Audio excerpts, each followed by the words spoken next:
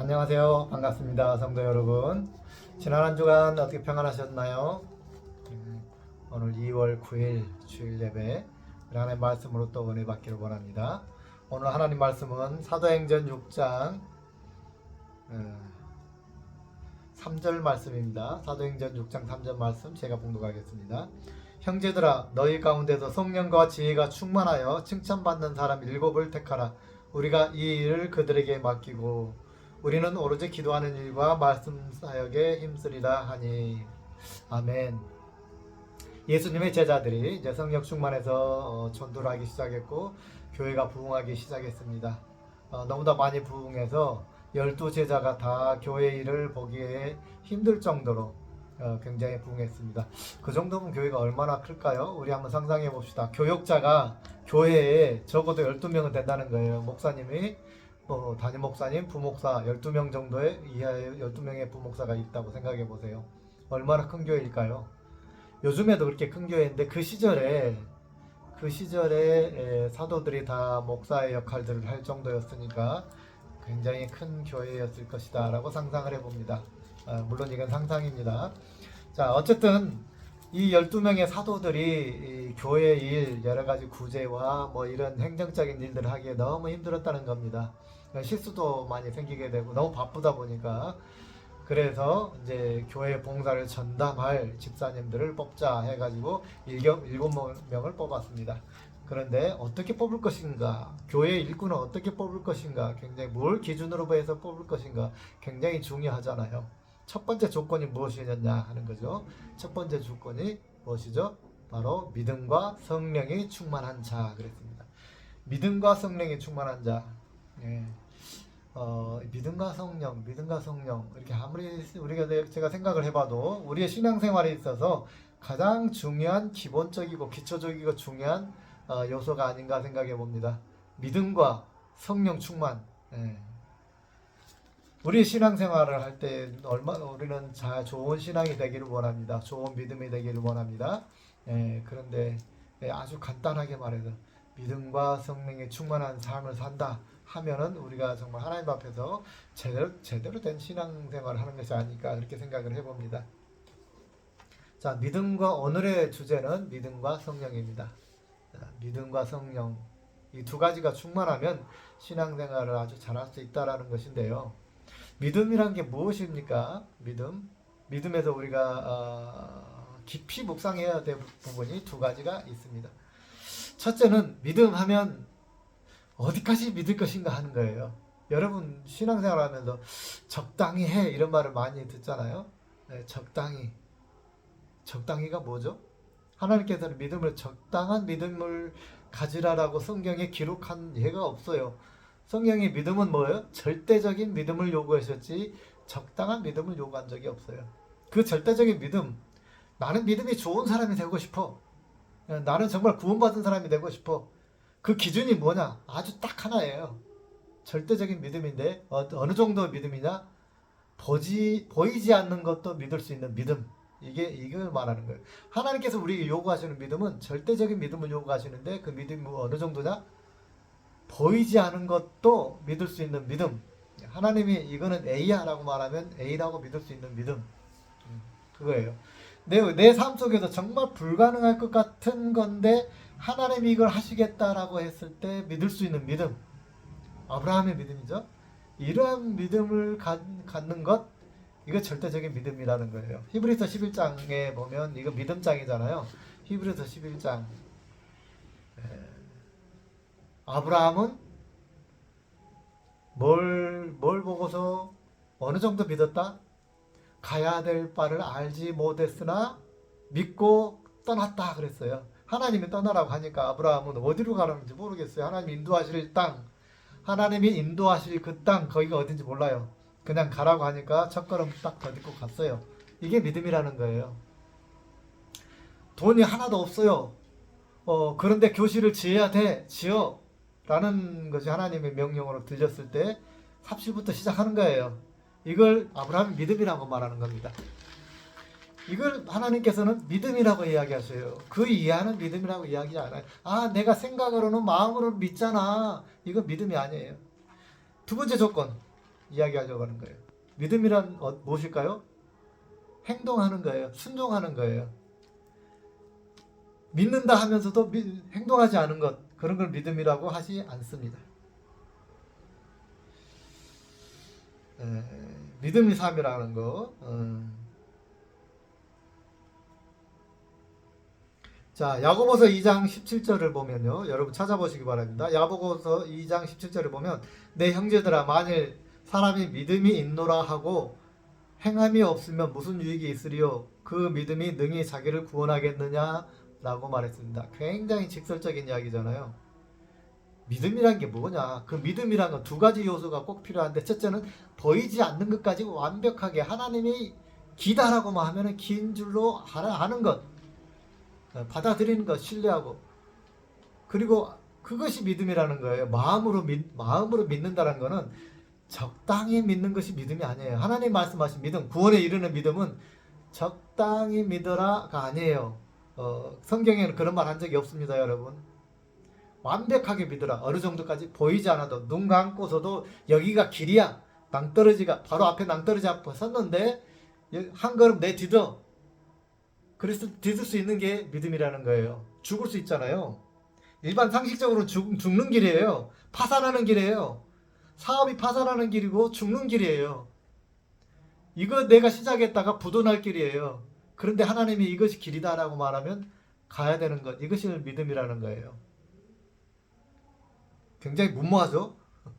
믿음이라는 거 단어 자체가 추상적이고 무모한 단어인 것 같아요. 그죠?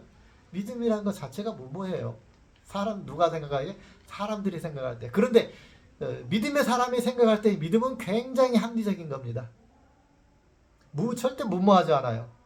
누가 그 신뢰를 보여주냐면 다윗 왕이 그래요. 다윗이 소년이었을 때에 믿음의 정수를 보여주는데 믿음은 굉장히 합리적이라는 걸 보여줍니다.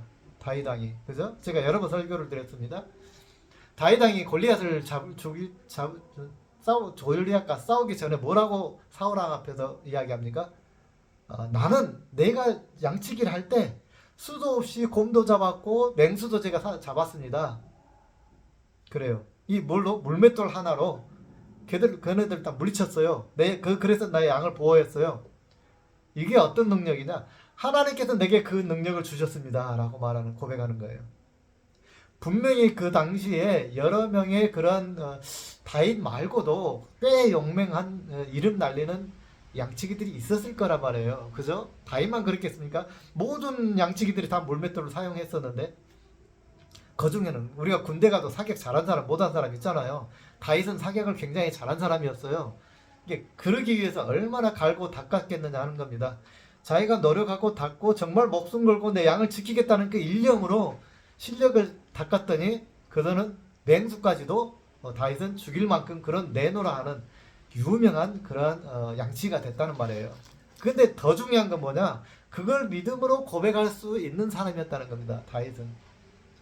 생각해 보십시오. 맹수도 물맷돌로 물리칠 수 있는 그런 실력을 가진 합리적인 다윗이 골리앗을 못 잡겠느냐 하는 것이죠. 물론 쉬운 일은 아니에요. 정확하게 머리 이곳에다 명중시켜야 돼. 온통 갑옷으로 다 두들고 있는데 이렇게 맞힐 데가 없잖아요. 한 방에 맞춰서 쓰러뜨릴 수 있는 것. 이 얼굴밖에 없는 거예요. 갑옷 투구 빼고 얼굴.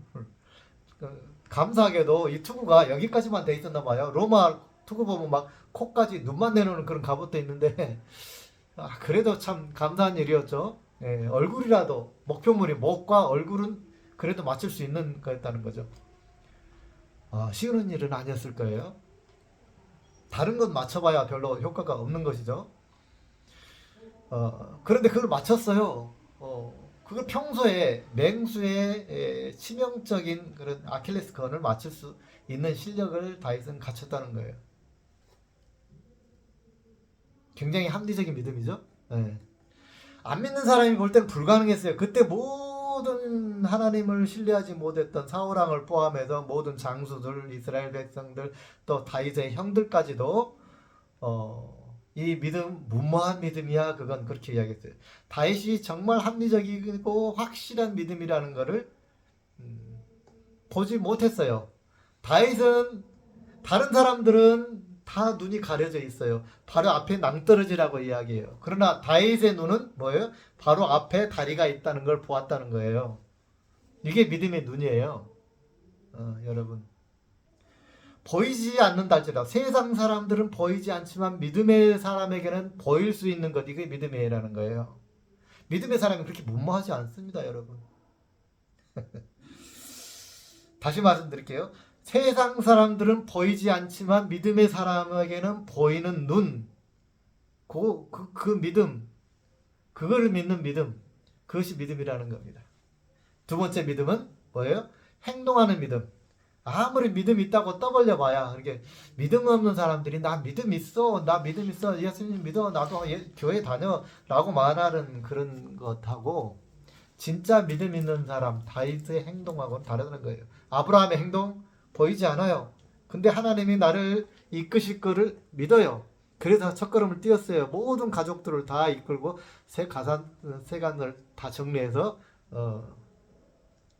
시작했어요. 어디로 갈지 모르지만 어떻게 인도할지 모르지만 하나님이 나를 인도할 것이다. 이제 그 인도하심을 갖다가 계속해서 찾으면서 가는 거예요. 다윗왕의 예처럼 그렇게 확신 있는 경험이 있는 그런 믿음, 믿음의 경험이죠. 믿음의 경험. 다윗의 눈에는 확실히 보였어요. 하나님의 승리가 보였어요. 그러다면 어떻게 해야 돼요?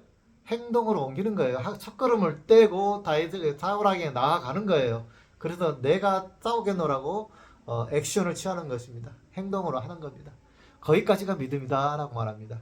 아브라함이 하나님 저 믿겠습니다. 근데 뭔가 조건을 만들어주세요. 그때 제가 움직이겠습니다. 어디로 갈까요? 그럼 계획을 세워야 하잖아요. 가나안이라고요? 가나안 땅이라고요? 가나안 땅 무슨 도시로 갈까요? 제가 여기까지 지도를 만들어보고 계획하고 가겠습니다. 이건 믿음이 아니라는 거예요. 적어도 하나님 입장에서는. 물론 그런 계획은 다 하겠죠. 현대 사회에서 다 모든 정보가 있어요. 이게 과거와 지금과는 좀 다르다는 걸 여러분 이해하시기 바랍니다. 이 시대에 믿음을 어떻게 행동할 것인가 하고 현대 세계 스마트 시대인 현대 세계의 믿음을 어떻게 행동할 것인가 라고는 좀 틀려요. 왜? 하나님은 문화까지도 사용하시는 하나님이세요. 그죠? 문화까지 사용하시는 하나님이기 때문에 지금의 문명을 사용해서 하나님께 우리에게 명령하시는 거예요. 감안해서.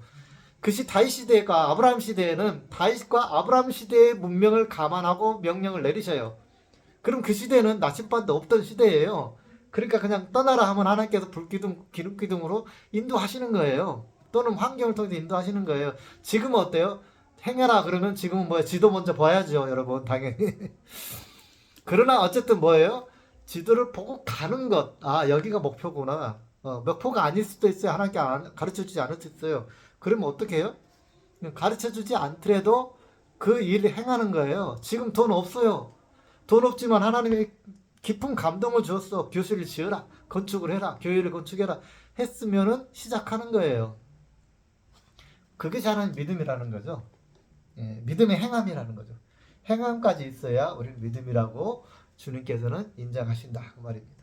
두 번째로 성령 충만은 뭐냐면 성령 충만한 사람, 믿음과 성령에 충만한 사람 7을 그랬잖아요. 여러분 거기에 끼고 싶죠, 그렇죠? 여러분 교회 안에서 그 7명 안에 들고 싶단 말이에요. 그 7명 안에 든 정말로 인정받는 신앙으로 살고 싶어요. 그러려면 두 번째 뭐예요? 성령 충만해야 된다 그 말입니다. 성령 충만은 무엇일까요? 왜 성령 충만해야 될까요? 첫 번째, 똥인지 된장인지 알기 위해서예요. 치료표에서도 죄송합니다. 똥인지 된장인지 알아야 돼요. 그 말은 뭐예요? 하나님 뜻인지 아닌지를 분별할 수 있어야 돼요. 성령 충만하면 하나님 뜻인지 아닌지를 분별할 수 있는 능력이 생긴다 그 말이에요. 성령 충만. 성령 충만. 여러분 하나님 뜻이라면 내가 기꺼이 순종하겠습니다. 그러면 믿음이 있다고 합시다. 하나님 뜻이라면.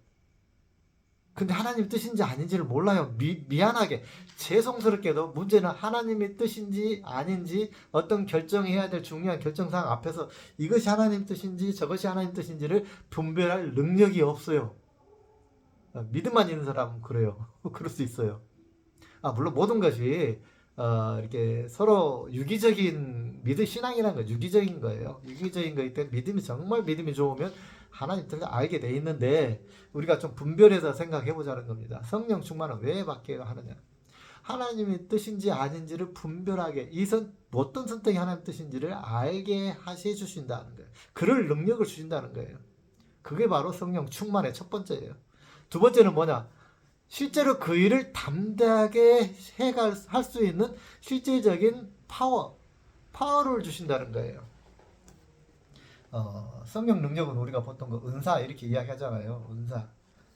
물론 성령의 열매 보면 성품에 관한 열매를 이렇게 이야기하는데 실제로 성령 충만해서 사도들이 행했던 것들은 실제적인 능력이었어요. 귀신을 쫓아내는 능력, 병을 고치는 능력, 예언하는 능력, 이런 여러 가지 실제적인 능력들이었어요. 이런 능력들이 전부는 아니에요. 신앙생활 전부는 아니지만 이러한 능력들은 분명히 우리의 믿음의 신앙생활을 믿음 안에서 담대하게 실천할 수 있도록 만들어주는 에너지란 말이에요.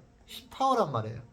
이런 파워가 있으면 하나님이 주신 명령을 담대하게 믿음을 가지고 나아갈 수 있는데 굉장히 유효하고 파워풀하다는 겁니다. 여러분 유명한 많은 목사님들 왜 이렇게 파워풀하게 앞으로 전진할 수 있을까요?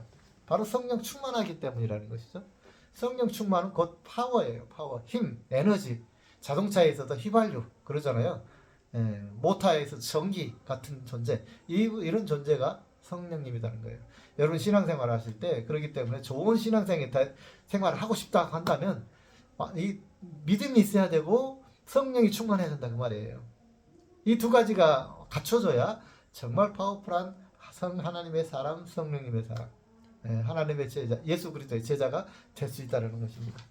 여러분 정말 막연하게 내가 교회 안에서 정말 신실한 하나님의 종이 제자가 되고 싶다. 막연하게 생각하지 마시 말입니다. 막연한 일이 아니에요. 아주 구체적이고 합리적입니다. 그리고 아주 간단합니다. 믿음과 성령이 충만한 사람이 되면 교회에서 하나님 앞에 크게 쓰임 받을 수 있습니다. 믿음과 성령이 충만한 사람이 되면 보이지 않는 것까지도 확신할 수 있는 그런 믿음이 생기고 또 그걸 실천할 수 있는 실천력이 생깁니다. 여기에 더해서 그런 걸 확실하게 하나님 뜻이 무엇인지 우리가 하는데 하나님 뜻이 무엇인지 분별하지 못해서 똥인지 오줌인지 분별을 못하니까 못 간다라고 핑계하시는 분들은 성령 충만 필히 받아야 됩니다. 성령 충만하면 분별할 수 있게 됩니다. 내가 이걸 해야 될지 말아야 될지 내가 어디에 투표를 해야 될지 여러분 하나 성령님의 분별을 받기 위해서 성령 충만을 해야 됩니다. 성령 충만해야 우리가 파워풀하게 하나님의 뜻을 쫓아갈 수가 있기 때문입니다. 여러분 오늘 아주 심플한 하나님 메시지인데 아주 간단하면서도 기본적인 우리가 꼭 갖춰야 될 그러한 신앙의 요소들이니까 여러분 오늘 말씀 깊이 새기시고 한 주간 기도하시면서 믿음과 성령의 충만한 예수 그리스도의 참 제자가 되시기를 간절히 축원합니다. 아멘. 기도하겠습니다. 영광의 주님 감사합니다.